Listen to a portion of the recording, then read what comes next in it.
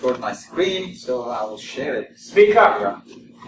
Ah, okay. Is there a microphone? I can't hear you. There's no microphone, right? You can't hear me? Okay. So what I'm going to do is I'm going to record the screen. So you don't have to take all the commands to Node, so it's going to be in there. So don't worry about that. Then here's the recording. Okay. Good afternoon, people. My name is Candan. Let's give some time to Microsoft Windows because it's the most powerful operating system on this planet. So it requires more time to complete the things. Hopefully,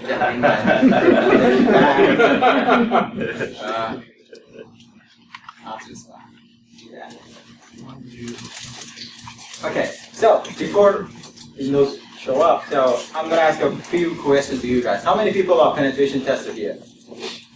Okay. How many people are malware analysts? Okay, great. So, how many people say, I had never used Metasploit before? Great, that's the answer that I'm expecting you guys. So, because Metasploit is really required for this one, I'm going to show the example for MetaPredator because it's part of Metasploit framework. So, my name is Candan, I'm from NorthShield. We have a threat and vulnerability management platform. We are part of Mac.7 Cyber Accelerator. So we have a promising product. Who am I?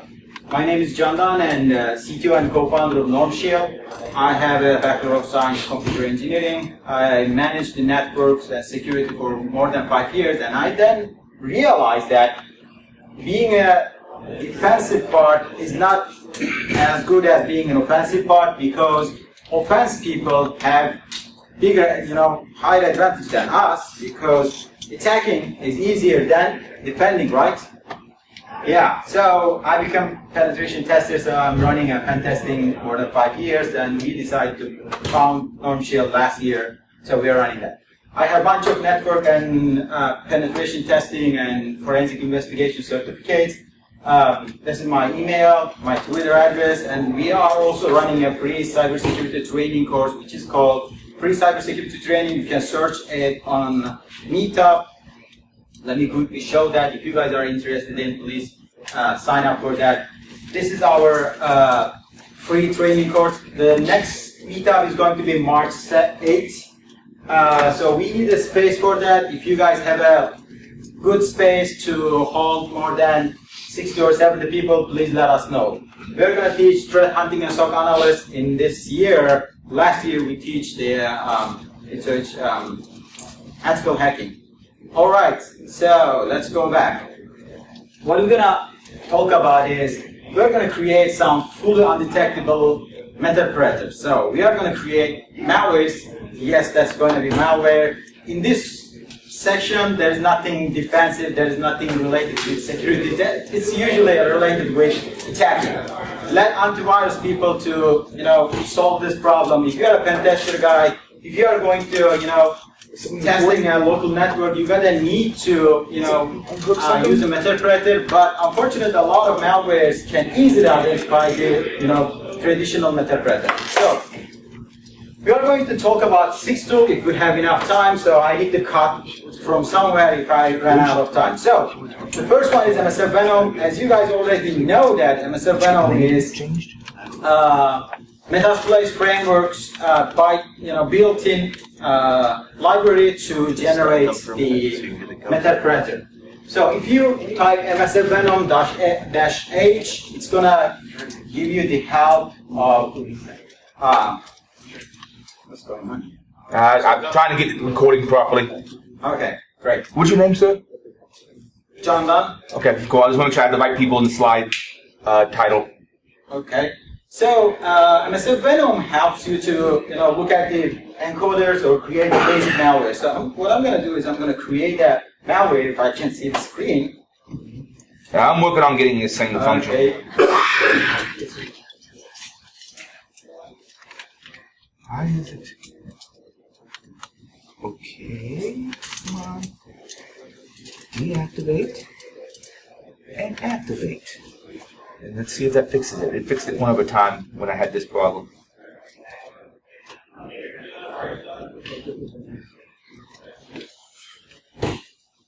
Oh, come on, do your thing. I think it's coming back. I hope it is. Try your Try that. Try plugging. Nah, actually, I wouldn't. Says no signal.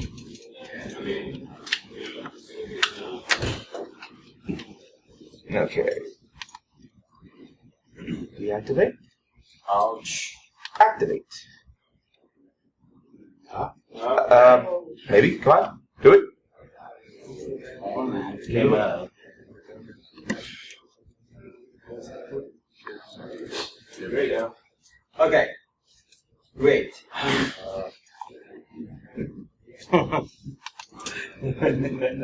This is a very unhappy program. There you go. Okay. I think we're almost going to be ready. Yeah, we're going. Thank you. Very good. Okay. So, here's the command that we can use. The payload is going to be reverse TCP. I think you guys are familiar with reverse TCP, what it is. And I'm going to use my host, the command and control center. And let me quickly check my IP address. It's still the same, obviously 204. So let me change my IP to 204.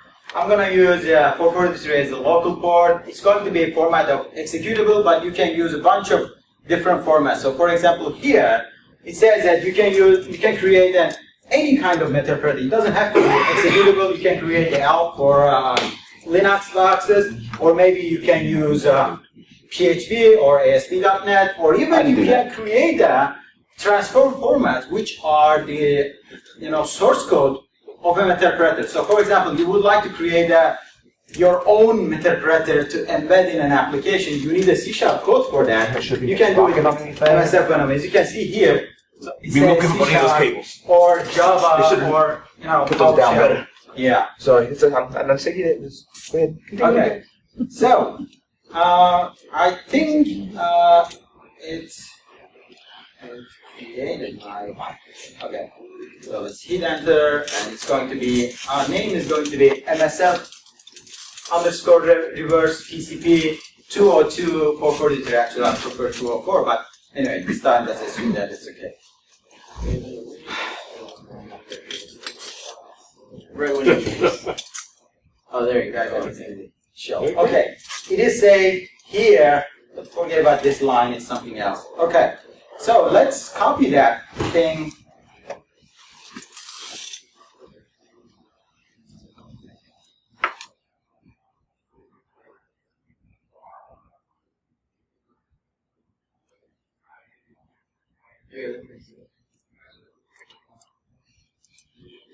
Okay, so what is this thing is doing? Let me copy this to Windows packs. Come on, man, you're happy to go down. It's funny, it's showing here, but it's not up there. We're good.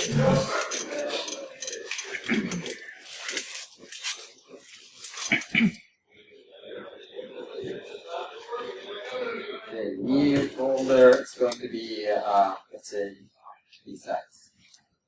Okay, let me paste this one to here. So I should start of course, the handler here. So I have my Metasploit ready. So what I'm going to do is use exploit multi-handler and set the payload to the same payload Windows interpreter / verse TCP. And set a host.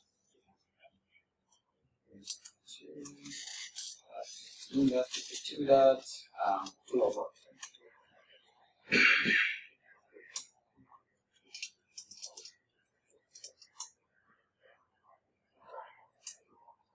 Okay, we're all set. And if I hit exploit, it's going to listen. Of course, it's not going to do anything.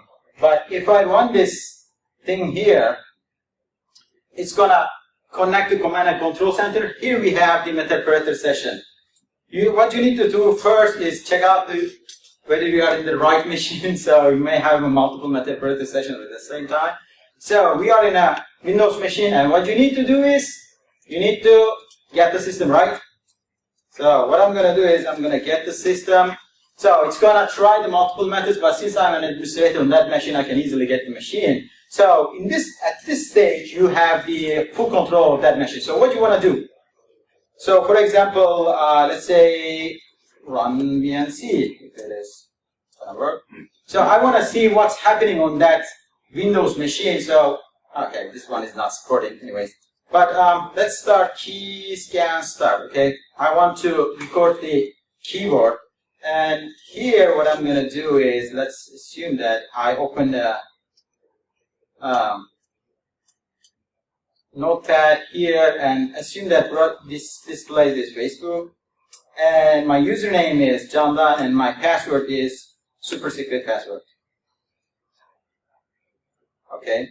So if I go back here and I say that key scan dump here, notepad, as you can see that I can restart and Facebook and Candan and the super secret password. So it's pretty powerful. You can do a lot of things with this, and actually what you need to do is dump hashes and also to dump the password. So those are the post-exploitation steps you need to take care of that. Maybe you can load the kiwi and you can do a lot of things with this. So if you type help, you will see a lot of commands exist here. So for example, one of my favorite is dump hashes. So this one is going to dump all the hashes. Or you may try to LSA dump also. It's going to dump the plain text password. So LSA dump, let's say Sam. Okay, so let me scroll up a little bit because there's a reason for that. So let's assume that this BGA user, as you can see, there is an LM and an TLM password. If the guy is already logged in the machine, you can see the plain text password. Actually, there is the plain text password on the upper side of the the screen. So meta-priority is powerful. Let's submit this to VirusTotal. Okay, let's see what's gonna happen. Okay, let's scan it. It's gonna take a while, but I am going to show you something while it is being analyzed. So the initial result is going to give you an idea. As you can see, almost all antiviruses are going to discover that this is a Trojan. You can use that in an enterprise network. It's going to easily be detected. So what we need to do is we need to make it undetectable, right? So the second command is the Metasploit framework have a built-in capability to encode the session. The binary, so you can hide your malware to some extent. So let me change this to 204 and this one to 204. At this time, please note that there is another command. It says I11 and also -E x86 and shkita ganai. Okay, so those two things say that I want to encode this binary by using x86 Shkita-Ganai encoder, and I want to do this 11 times, okay?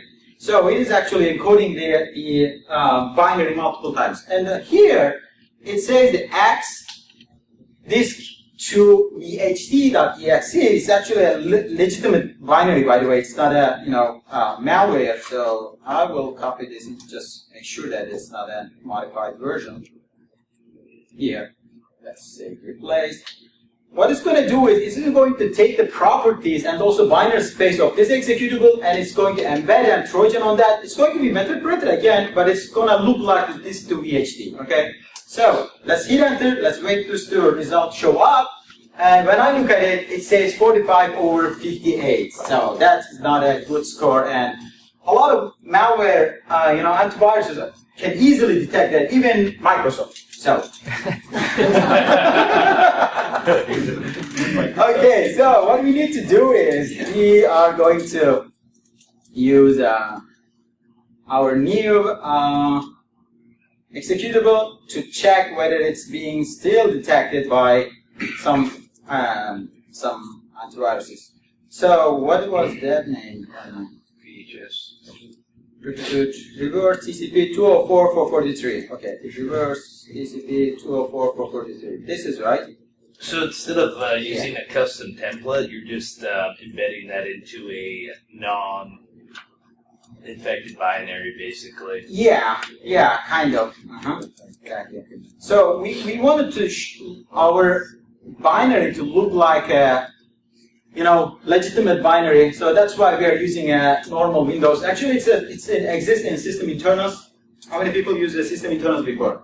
Yeah, that's good. So that's actually an application to convert a disk image to VHD file, and we are using that as a, let's say, a decode file, or maybe a container to embed our binary. So it's going to be undetectable to some extent because it looks like a legitimate application. The antivirus usually check out the entropy of an application and also check out for the similarity of a real application. So in this case, our application is pretty similar to original application. So that's why some antiviruses get confused that, hey, this seems a legitimate application for me. It's nothing but a Metasploit again. But this time, some antiviruses change their mind, and wow, Microsoft, I'm surprised. Actually, Microsoft should surprise on that.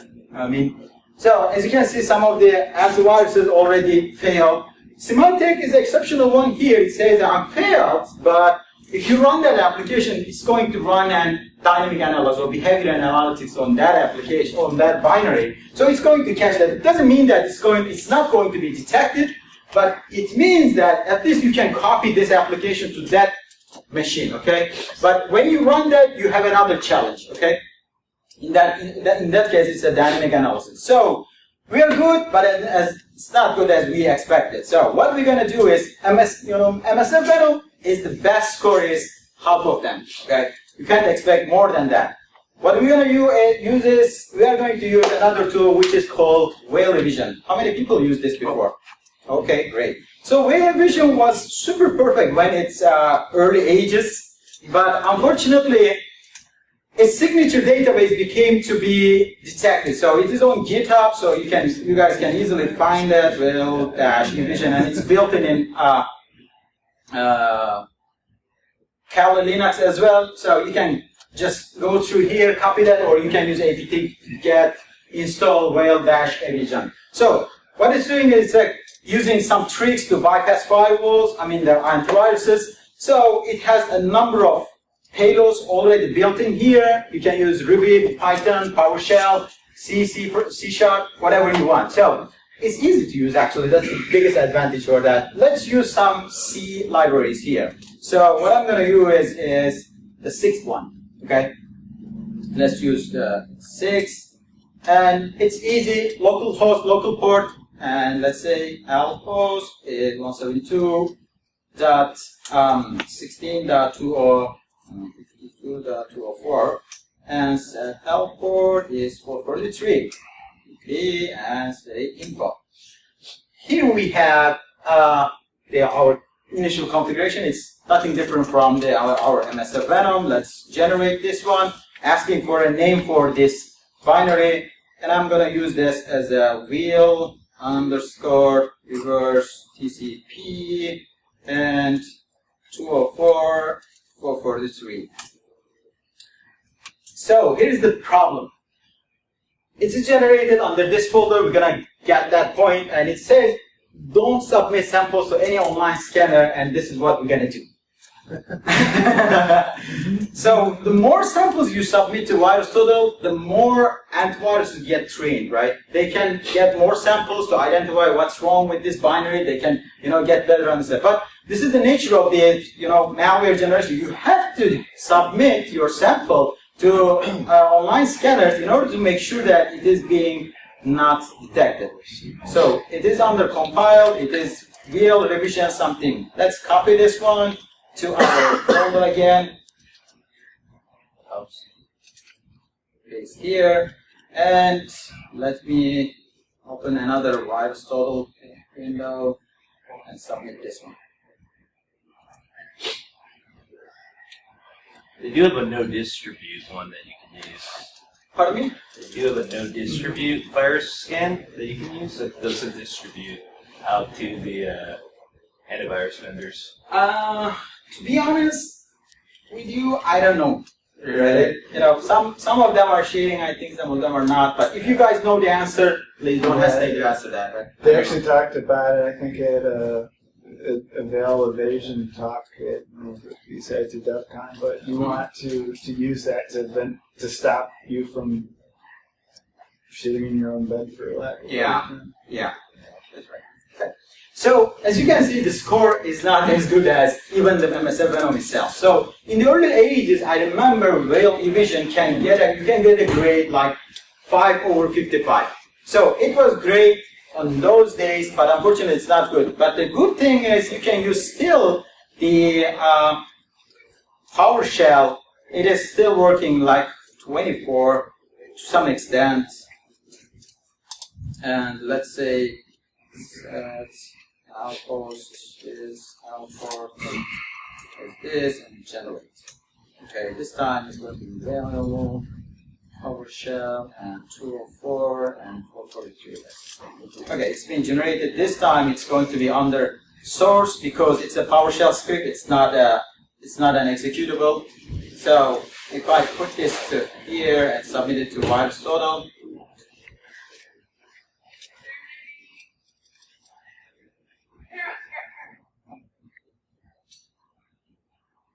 this time I'm gonna get a better score. But the problem is batch file. Nobody downloads batch file from an email attachment. Although executable is not also possible, but it's really uncommon to use batch file to send it or copy to somewhere. So it's really unweird. And also it exposes your source code because in batch files somebody can open it and take a look at that. Hey, something is going on in this batch file, so they can easily understand. But if it's an executable and it's a binary, then it requires some reverse engineer to take a look at that. That's not always the case. So this is somehow good, but it's not as good as we expected. So let's jump to our heavy weapons. So this time I'm going to talk about a Matload. So we will share this information with you guys. So Matload is actually, we created this thing for our pen testing purposes. And here's the thing. What exactly antiviruses look at to identify a binary cell, if it's a malware or not? What is the starting point? They look for some signatures to identify that. We can, bypass that because we can manipulate the binary. But the second one is they're going to take a look at the binary's behavior. So the biggest challenge in Metapredator is if you use the default and canvas generators, it is going to use 2 TCP ports to connect with the command and control center. One, to download the shellcode. Second, to communicate with the command and control center. That is the problem, because normal applications usually connect with only one channel. If it's an update, then downloads it, run it. That's all, right? But this time, Metapredator is using 2 channels, and antiviruses can easily understand that, hey, if you have something to do with your center, use it only one channel. Why are you using 2 channels? It's that typical behavior of Metapredator. So what we do is, we created that overloaded version for that. It's the C code. One of our colleagues created the script. And this time, it is connecting with only one port, one TCP port, downloading the shellcode and putting in the memory and then doing the right thing. Okay, that's pretty straightforward. And we created a Python script for that to generate that. So we're not going to spend some time to take a look at all the details of that, but I'm going to use this at here. So auto Matload. So let's remove if any executable. Remove *exe key. So we don't have any. The usage is pretty straightforward. Auto Matload. If you hit enter, it says that, hey, depending on your needs, tell me what you want. So I'm going to create x8486 first, and it's going to be 172.16.52.204, and the port is going to be 443. It's going to generate, and it's also asking that, hey, this is your command and control center Metasploit configuration. So localhost, local port, you can just copy and paste it into Metasploit. That's going to work.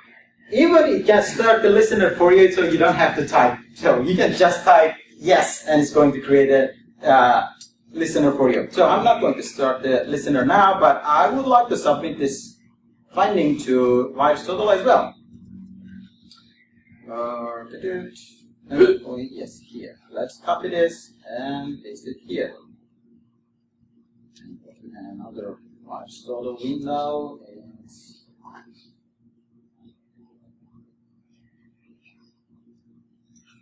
And while it's analyzing, let's generate a 64-bit also, because in current time we are usually using a 64-bit of operating system, and you can see the difference between 32-bit and 64-bit binaries as well. So here we have the 64-bit. Let me copy this one as well and submit it to VirusTotal.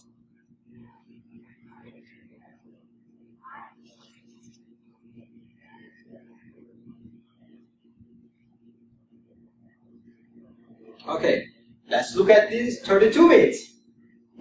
Not bad, huh?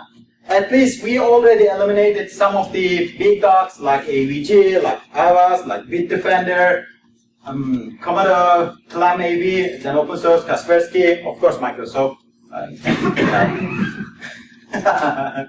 So let's look at the 64-bit. Did you see the difference? Oh, wow. Wow.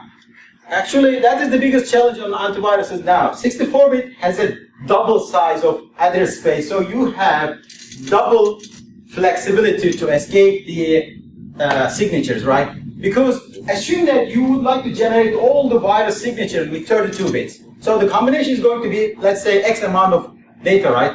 But if it is in 64-bit, then you are multiplying with 2. So, and also you have a 2 to the power 64-bit options, right? That's a big space. So you can manipulate your memory to create more undetectable malwares.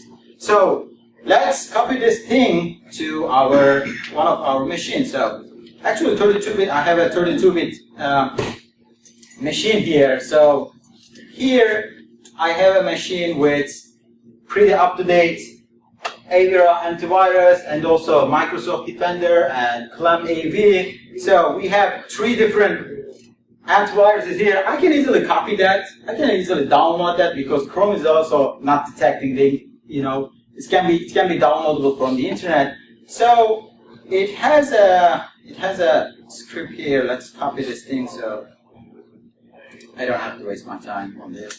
Let's exit this one. Okay, and paste.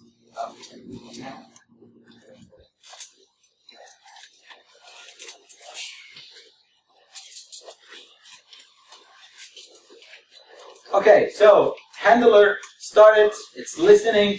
So let me start this thing. It's ran and let's see.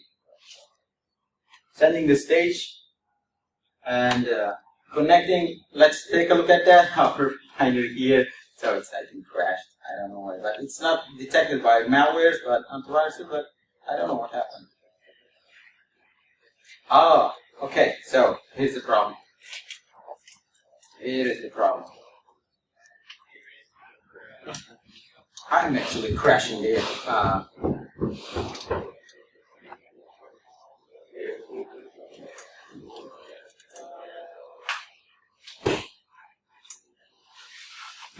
I'm actually crashing the binary because I'm trying to send the 64-bit encoded stager. So let's see this time. It's not going to work. I still have a chance to use other one.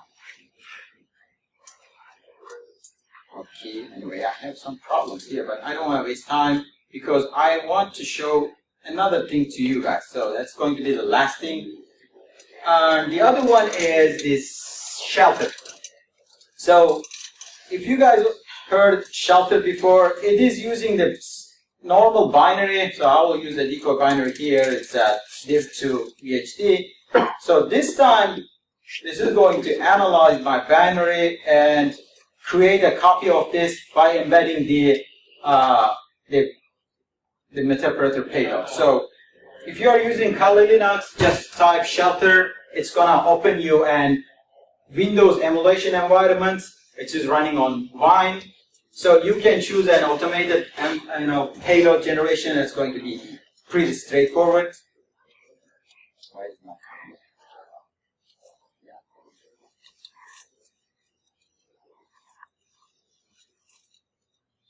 Okay, so if you are reverse engineer, so how many people are interested in reverse engineering here? Few? Okay, great. So if you wanted to create your binary by yourself, you can choose the manual mode. But if you are the beginner, let's choose the automated. So automated is going to ask you that what kind of the executable you want me to use to generate this malware. So I'm going to say this to VHD.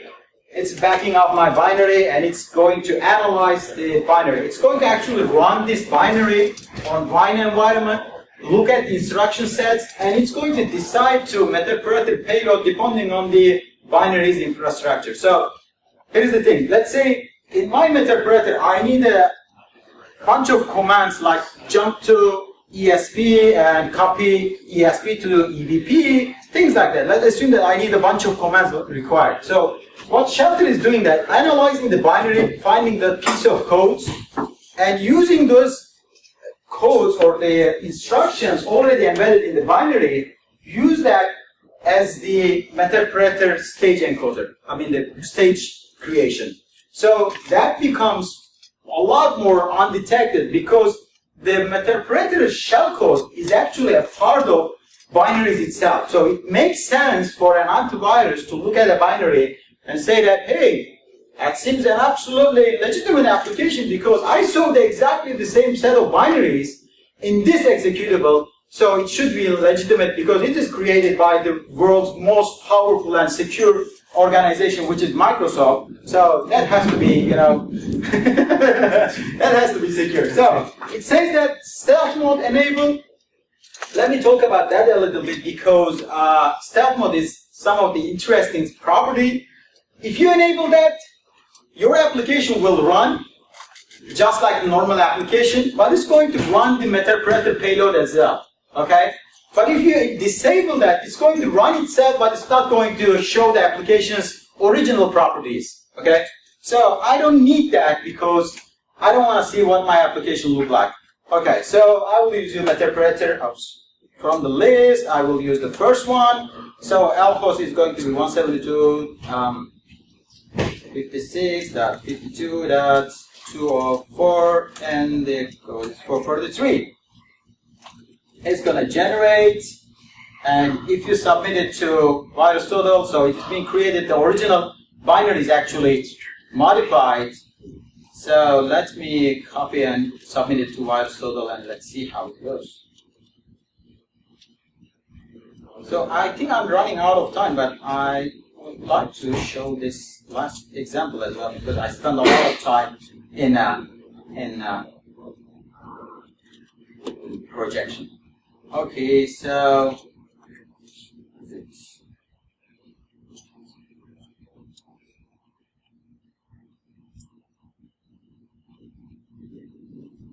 okay, so it's going to be detected, but depending on an 86-bit of a binary, it's going to be a good score.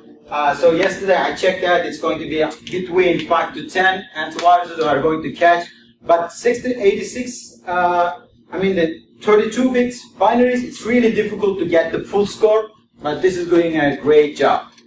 So that is pretty much about I would like to talk, but before that, I will use this binary to simulate my environment here, because I want to show you something really cool.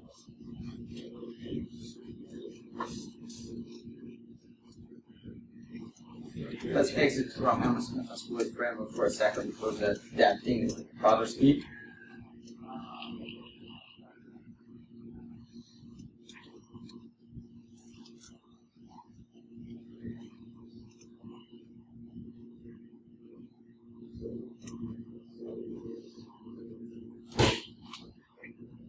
Exploit multi-handler, set payload, Windows/interpreter/reverse_TCP, lhost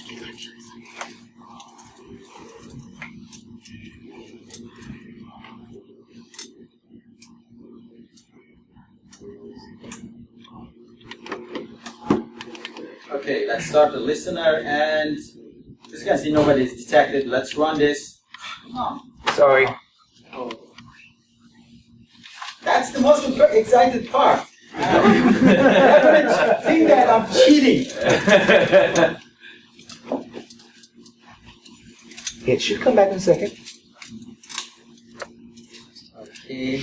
So I have my interpreter session, by the way, but I'm not touching anything. So I have the interpreter session here. Let's check the system information. I'm in the right machine. Let's guess the system. Okay, and what I'm going to do is, when I look at it, I see that antivirus center, Vera, and Clem. So a bunch of antiviruses are running on this machine, but I'm still on this machine. What I'm going to do is, this is really, funny. So let's take a look at that. If there is an forensic investigator look at that, hey, this executable is connected with this IP address, what the hell is going on here? You are going to be caught, okay? But what we're going to do is, I'm going to migrate to Avira's address space. So that's going to be funny. So this process 3448 is the Avira system tray executable. Let's migrate that address space and let's see what's going to happen here.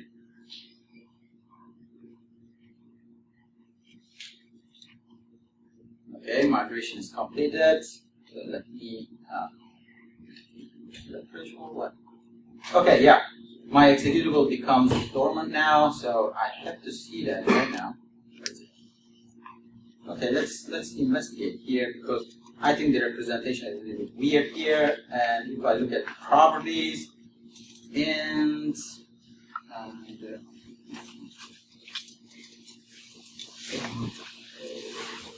I'm not even touching things at this point. I think you're changing resolution somehow on the fly when you're up there, maybe. okay. And it's freaking things out.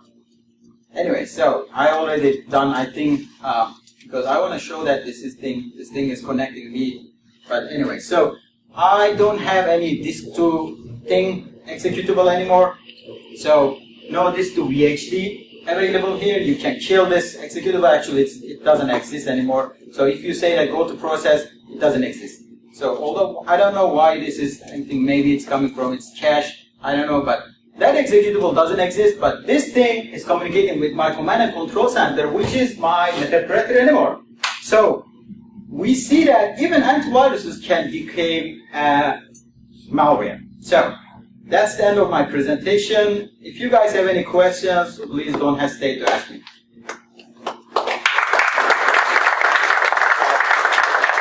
I just ran over, you catch him in the hallway, I guess. I hope so.